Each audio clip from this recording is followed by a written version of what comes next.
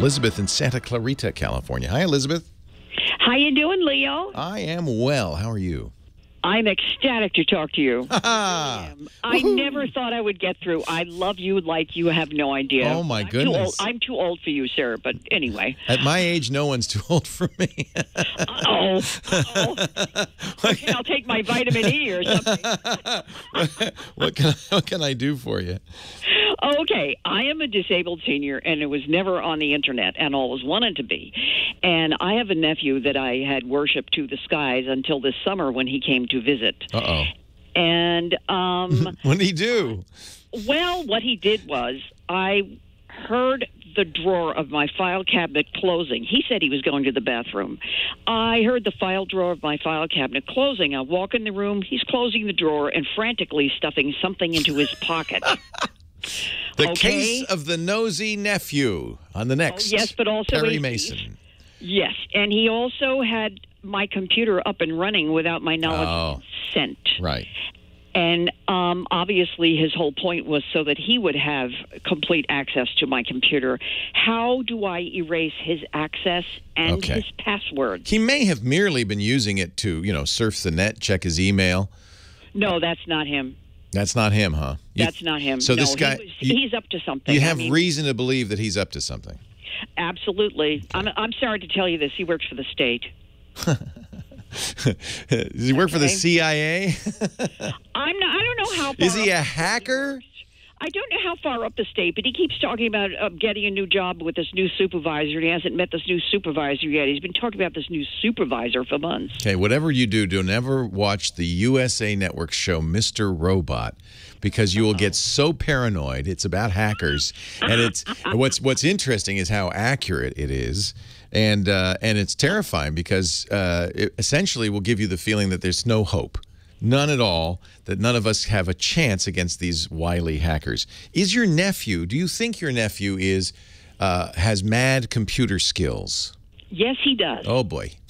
I mean, he does. He's way up there. And what is he looking for? But what does he have, Elizabeth? What do you have that he wants? God only knows. Okay. I don't have enough vitamin E, and in this family. Yeah. I mean, you think he wants to, for instance, steal your credit card number, something like that? Well, I don't have any credit, so that's not it. Yeah. He just wants to make use of my computer and possibly frame me for something. I don't know what these people Lord. do. Well, he didn't talk to me for 10 years. Neither did the rest of my family. Oh, they're out to get you. No, these relatives are coming to visit and calling. All of a sudden, do you have a big inheritance? My computer. Do you have a big inheritance, Elizabeth? I don't know, but we shall find out. If I ever get on the computer and learn to use it myself, maybe I can find this out. I think it's just for revenge. I think it's for revenge. It's not much he can do with your computer. Let's be honest with you. If you use it to buy things online, then he might. Perhaps you've stored a credit card number. Maybe you have a document on there with information about bank accounts. But I've never put anything on the computer. Then there's nothing on there that you have to worry about. But he put his passwords on so he can get in. Yeah, but he can't get. I don't want that. So the best thing to do if you're worried, once somebody has, by the way, it's legitimate to worry once somebody has physical access to your computer, because at that point, depending on their mad skills, the sky's the limit. They could do all sorts of bad things to you if they're motivated and they're smart enough. Generally, it would be sufficient for you, I think, Elizabeth, to reformat, reinstall the computer. You haven't used it, so there's nothing on there that you need to preserve. Most computers come with a disk for formatting and reinstalling Windows. That's what I would suggest. And that will take any modifications he's made off and give you sole access to it. There are things like, they call them RATs, a remote access Trojan. It's possible to put on somebody's computer if you have physical access to it, or you can convince them to run a program on your behalf remotely that would let them have access to the camera, the microphone, the keyboard. You don't want that, but wiping the drive, reformatting, and reinstalling Windows, get some local kid to do it, would be fine.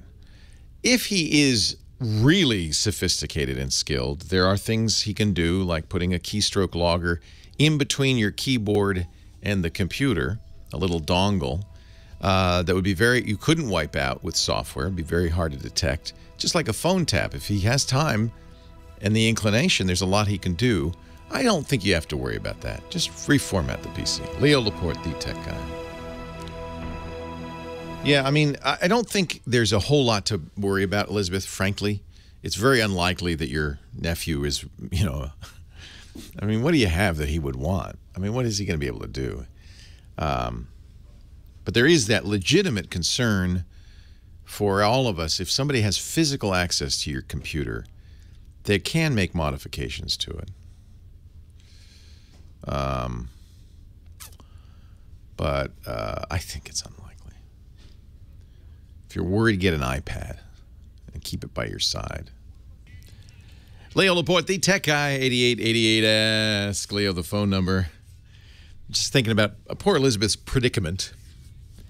One of the problems, of course, is that we have computers that are way over complicated, way more than we need. For instance, I doubt Elizabeth needs a full Windows PC.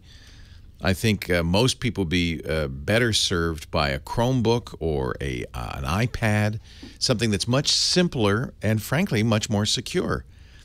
Had she called and said, my nephew got into my Chromebook, it'd be easy.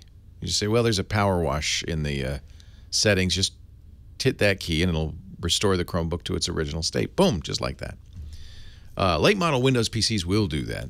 There's a recovery control panel that lets you completely wipe and restore your Windows. If you have a late model Windows PC, Elizabeth, that would be a good way to do this. If you have disks, that works too. But nowadays, most computer manufacturers don't send you disks. Fortunately, Windows 8, Windows 10 both have recovery systems that allow you to wipe the drive and start fresh. In most cases, that's sufficient. An iPad would be even better. There's not anything he could do to you on an iPad. All he could do is snoop around. And it's more, I think it's easier to use for most people. My mom loves her iPad. It's pretty much all she uses all the time. And she has a desktop and a laptop Mac.